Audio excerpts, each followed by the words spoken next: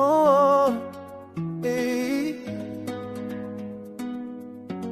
Des rives du Nil, nos terres de Katiopa, la voix d'Afrique se lève fidèle à la Torah. Shalom, shalom les Poulam. J'espère que vous allez bien.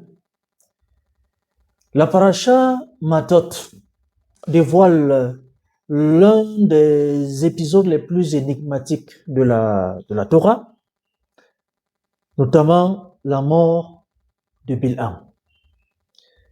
Bilham, c'est un personnage dont nous évoquons généralement dans la Torah.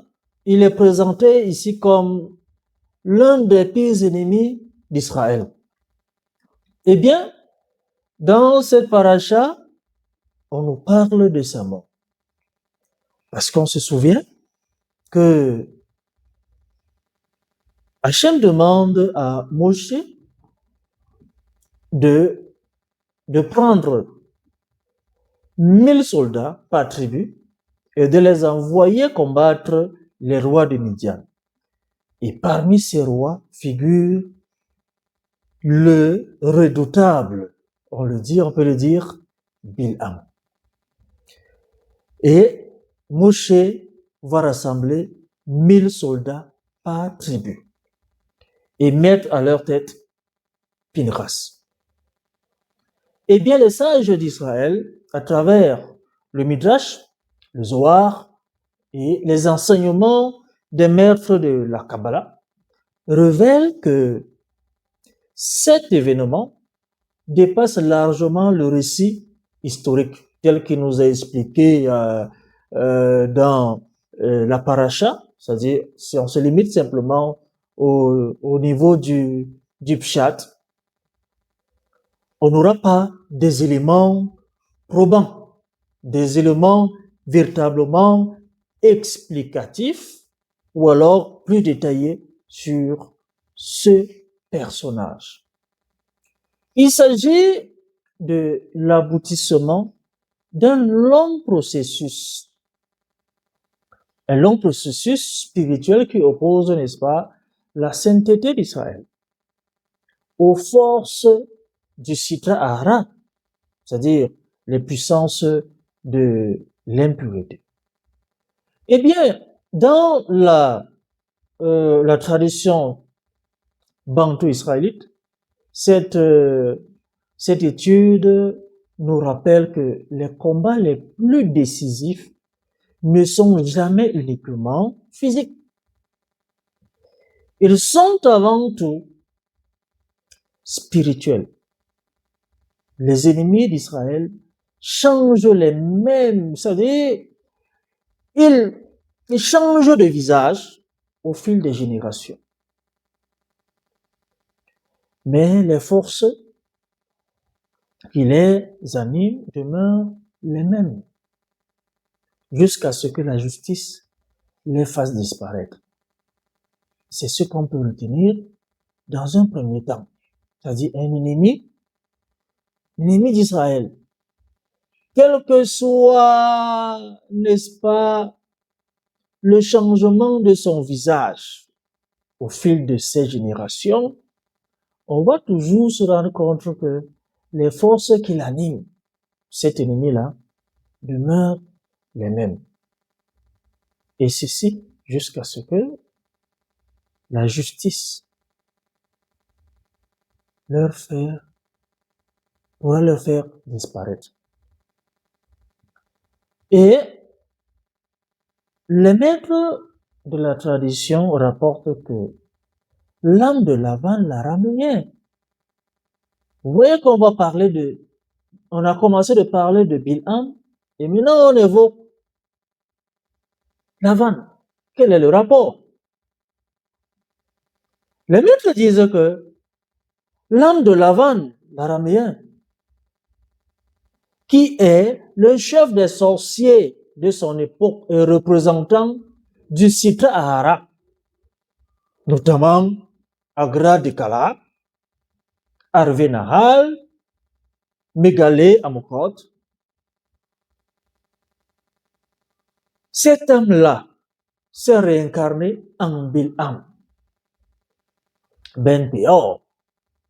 On va retrouver ça dans le livre de Et Chaim, de se faire à Gilgushin. Après avoir échoué à détruire Jacob Avinu, qui? Lavan. Il a tenté à plusieurs reprises de détruire Jacob. Cette même force spirituelle, c'est-à-dire après avoir échoué, cette même force réapparut sous la forme de Béla Ben Péor. Voilà que nous commençons à rentrer un peu en profondeur. Béla Ben Péor qui est le premier roi des Dômes. On va voir ça dans Genèse 36, versets 31 à 32. Voilà le premier roi des Dômes, dont l'âme de Lavan se réincarne en lui.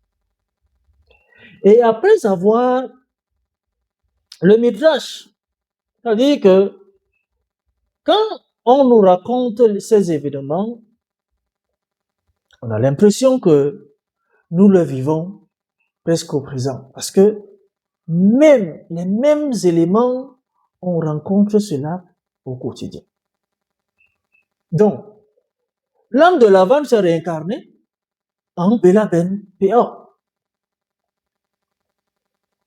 Et qui ici était le roi, le premier roi, comme je l'ai dit, le premier roi de Dôme, poursuivant ainsi son opposition au peuple d'Israël.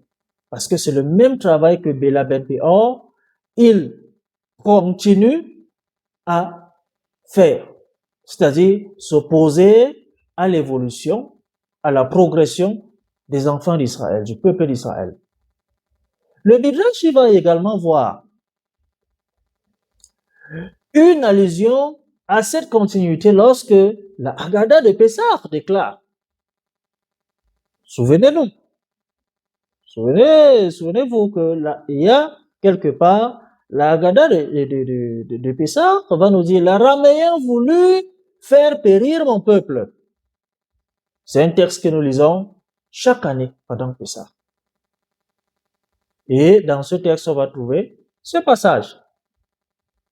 Et à travers sa réincarnation en Bilham, Lavan descendit ensuite en Égypte afin de conseiller Pharaon. Il descend conseiller Pharaon dans son décret meurtrier, où il va dire, allons et usons de ruses contre lui. C'est-à-dire contre qui? Contre Israël. C'est également un passage de Exode dans le premier chapitre, verset 10. À partir de ce moment, on va constater que son nom évoque également le Léviathan, c'est-à-dire le serpent. Léviathan Nahash, Béria. Dans Isaïe, on va trouver ça dans Isaïe. C'est un symbole de la ruse et de la puissance occulte. D'où provenaient ces pratiques divinatoires, ainsi que les téraphim, héritage, n'est-ce pas, il transmet spirituellement à Bilham. Le même, on voit que il part de Lavan, on quitte de Bilham, on se retrouve à Béla Ben Péor. Après Béla Ben Péor, on est à Bilham. Voilà comment l'âme migre, l'âme de Lavan est en train de migrer pour faire du mal, empêcher Israël d'avancer, de jouir de la faveur du Saint béni soit-il. Et c'est à partir de ce moment qu'on va comprendre que la sorcellerie et la fausse prophétie seront transmises par un certain Asa et Azaël. On va voir qui ils sont, ces bonhommes-là, Asa et Azaël. Eh bien, Selon les enseignements du Rav Chaim Vital, dans Etz Ada'at Tov et d'autres enseignements du Zohar, Lavan, comme Bilham, reçurent leur savoir occulte auprès des anges déchus, notamment Asa et Azaël, dans les montagnes de l'Orient. Ainsi, la Torah affirme que Bilham était celui qui entend les paroles de Dieu. Étaient-ce vraiment les paroles de Dieu? Parce que cela nous est relaté dans Nombre chapitre 24 au verset 4. La Torah nous dit que Bilham, il entend que c'est celui-là, ce prophète des nations, qui entend les paroles de Dieu. Alors, le Zohar, lui, il va donc venir nous faire comprendre que le bonhomme, c'est-à-dire Bilham, il ne recevait pas une prophétie pure émanant directement d'Hachem, mais des révélations altérées, transmises par les forces de l'impureté. Et quelles sont ces forces de l'impureté? Ce sont effectivement ces deux anges, Asa et Azaël, ces anges déchus. Et Balak connaissait parfaitement cette réalité. Il savait que Bilham reçoit des informations de ces anges déchus.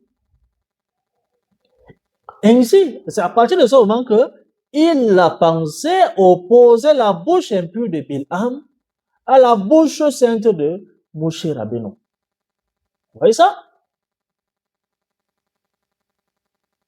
C'est à partir de là qu'il a commencé à réfléchir que bon, il faut que je fasse appel à Bilham, parce qu'avec sa bouche, lui, sa bouche va s'opposer à celle de Moshe Rabbeinu qui est de sa part une bouche pure qui prononce des paroles de sainteté. Alors, à partir de ce moment, on comprend que ceci n'a été préparé que pour détruire le peuple d'Israël. Et les sages, à partir de là, enseignent également que Bilham est appelé Ben Péor, en raison de la profonde déchéance morale dans laquelle il était tombé jusqu'à profaner la dignité humaine par, n'est-ce pas, les pratiques les plus abjectes. Ça, on verra ça en détail dans Sanhedrin 105. Et on voit que à partir de là, Lavan, qui vient prononcer des paroles négatives vis-à-vis du peuple d'Israël, ceci symbolise simplement une violation de l'alliance et la justice du ciel. Comment on le sait? On se souvient de cette alliance dont Jacob Avinu et Lavan ont scellé lorsque Jacob est parti chez son beau-père pour rentrer chez lui. Son beau-père l'a poursuivi et finalement le rejoint. Vu qu'il ne pouvait rien faire à Jacob Avinu parce que le bonhomme, il était bien préparé, Lavan est obligé de faire une alliance avec son beau-fils Jacob. Et on va donc voir que plus tard, cette alliance sera violée. Et par qui? Bilham. Bilham qui vient d'où? De Lavan, de Béla. Ainsi, c'est Lavan, ce même Lavan, parce que faudrait pas qu'on perde ce fil-là. Lavan, il a tenté de détruire Jacob par la parole. Bilham cherchait à anéantir, lui il a cherché à anéantir Israël par la malédiction. Toujours les paroles. Et tous ces individus incarnent cette parole corrompue évoquée dans les Tehillim, c'est-à-dire les psaumes. La bouche du méchant et la bouche du trompeur se sont couvertes contre moi. On verra ça dans le psaume 109, verset 2. Et cette alliance qui s'est faite à Galette, Jacob et Laban avaient pourtant conclu une alliance solennelle, jurant de ne jamais franchir ce lieu pour faire le mal. Voilà ce qu'ils se sont dit. En tant que réincarnation de Laban, pourtant conclut une alliance, c'est-à-dire Bilham fut le premier à violer ce serment. C'est pourquoi la justice divine le frappa précisément à cet endroit, au même endroit. Son ânesse, c'est-à-dire, lorsqu'on voit ce qui s'est passé avec son ânesse, l'ânesse a écrasé sa jambe contre le mur, rappelant, parce que cela, pour lui faire rappeler symboliquement les pierres de Galeb. Voilà l'histoire.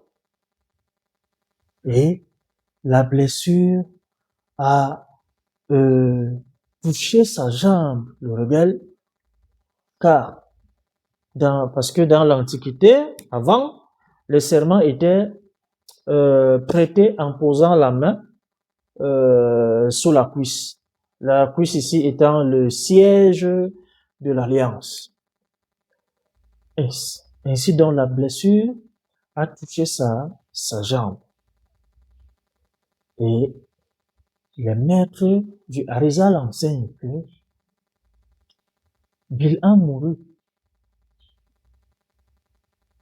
Parce qu'on va le voir. Mais s'il n'est pas mort au moment où l'ânesse a écrasé sa jambe contre le mur. C'est pas à ce moment. On va voir maintenant comment Bilham est mort. Parce que c'est l'un des éléments qui sont moins évoqués. On va comprendre maintenant comment le monsieur, le sorcier Bilham, il est mort. Donc, après avoir enchaîné,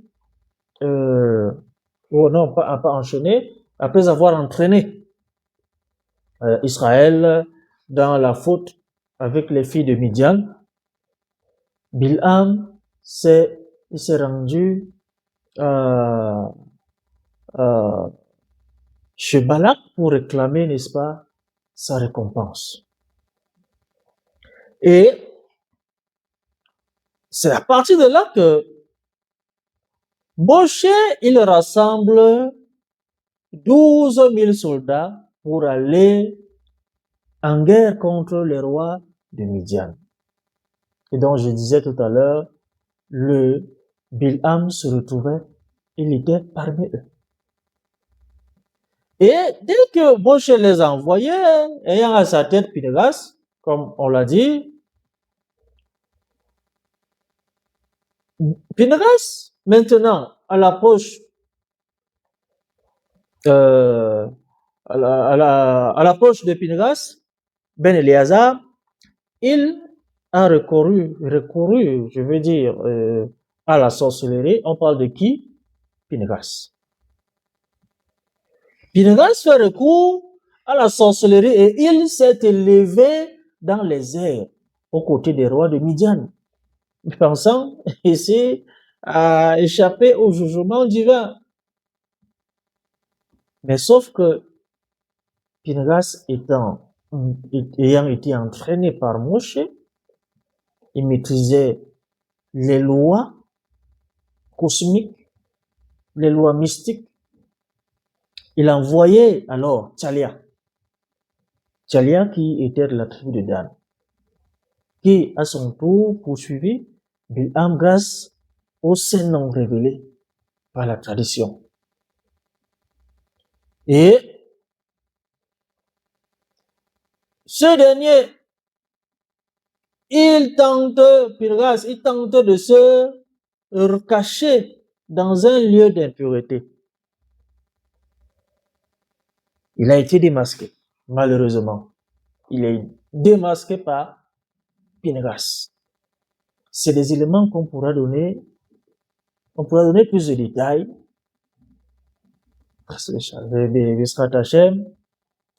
Prochainement. Et lorsqu'il tente de s'échapper, bien que Pinchas l'ait démasqué, le même Pinchas, il a brandi le titre. Le titre ici étant la lame d'or sacrée qui est portée par le grand prêtre et devant laquelle les forces de l'impureté furent incapables de subsister. Alors, voilà comment Pinchas, il se fait rattraper. Et malheureusement, il tombe au même moment que les rois midianites. Et à partir de ce moment, on voit également le même Bitham qui entend le rappel de toutes les fautes qu'il avait commises. Avant qu'il ne meure, on lui a rappelé toutes les fautes qu'il a commises, aussi bien dans son existence, de Lavan que dans celle de Bilham, conformément au Targum Jonathan. Et par la suite, il sera présenté devant le Sanhédrin. Il fut condamné selon la justice de la Torah et les Oav a renchéri qu'il fut exécuté par sa propre épée, car toute son existence était imprégnée du Sitra Hara. L'instrument même de sa puissance devint celui de sa destruction, accomplissant ainsi la justice parfaite du Saint béni soit-il. Alors, lorsque on voit cette histoire, on écoute cette histoire, il y a quand même lieu de reconnaître ici qu'il y a un phénomène qui se passe. C'est quoi ce phénomène? C'est-à-dire le cycle cosmique de l'impureté face à l'éternité d'Israël. Ça veut dire quoi? Ça veut dire qu'à travers cette étude, après avoir creusé dans la Parasha Matot, nos maîtres nous enseignent que Lavan et Bilham représentent une seule et même force spirituelle, celle de la parole mensongère, de la sorcellerie et de la rébellion contre Hachem. Voilà ce qu'on va voir c'est-à-dire entre le cycle cosmique de l'impureté et l'éternité d'Israël. C'est pour ça que on va relever dans cet enseignement trois éléments majeurs. Et parmi ces trois éléments majeurs, on dira que la parole peut construire et en même temps détruire. C'est-à-dire quoi? La bouche sanctifiée par la Torah édifie Israël, tandis que la bouche souillée par le mensonge finit par condamner celui qui l'utilise. Ça, c'est le premier élément qu'on peut relever.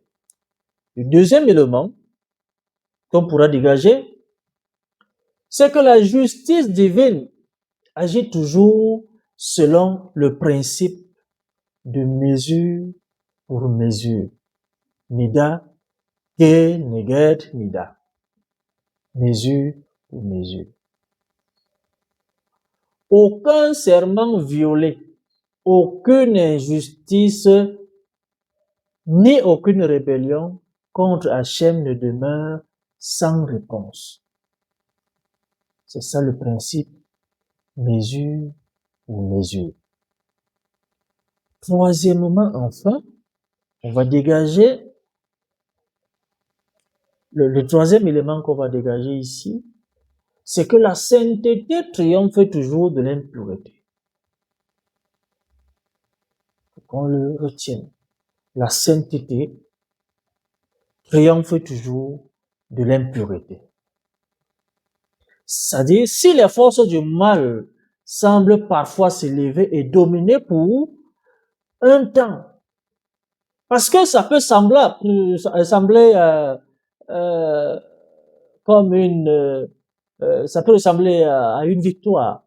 Lorsqu'on voit les forces du mal, lorsqu'on voit le mal dominer, les atrocités dans ce monde, des meurtres, des attaques, des vols, des viols et et comme ça, on va se dire que les forces du mal ont dominé.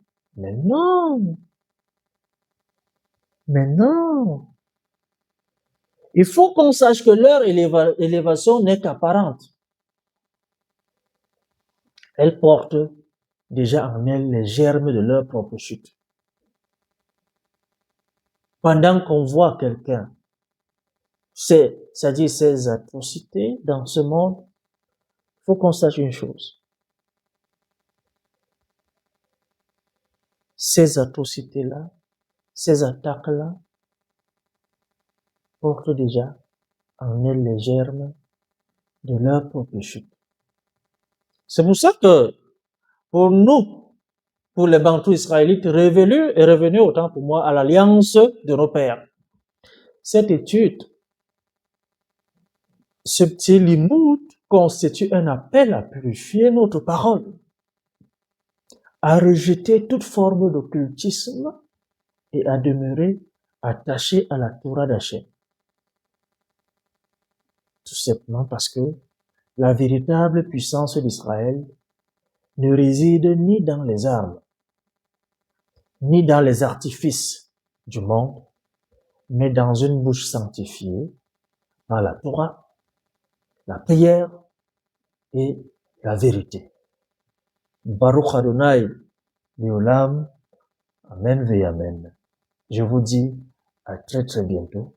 Shalom.